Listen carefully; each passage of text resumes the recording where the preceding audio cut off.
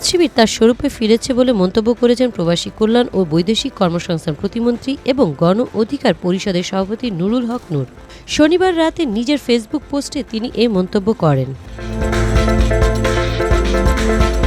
নুরুল হক নূর অভিযোগ করেন, কুষ্টিয়ায় গণ অধিকার পরিষদে শান্তিপূর্ণ বিক্ষোভ সমাবেশে জামায়াতের কর্মীরা রামদা, হকি স্টিক, ছুরি ও চাপাতি নিয়ে হামলা চালিয়েছে।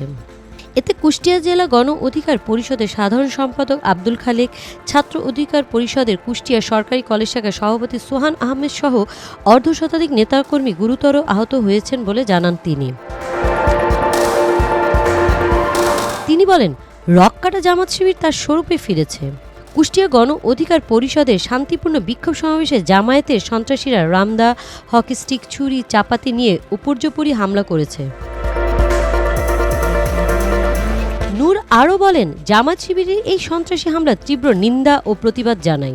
একই সঙ্গে জামাত শিবিরকে স্মরণ করিয়ে দিতে চাই, গত ১.৫ দশক যেভাবে গুপ্ত ছিলেন, বাড়াবাড়ি করলে আজীবন গুপ্ত থাকার ব্যবস্থা করা হবে।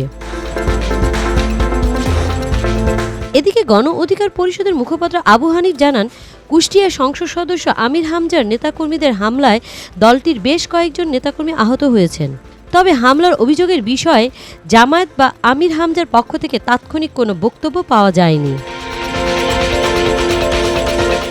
CIP TV Bangla news desk.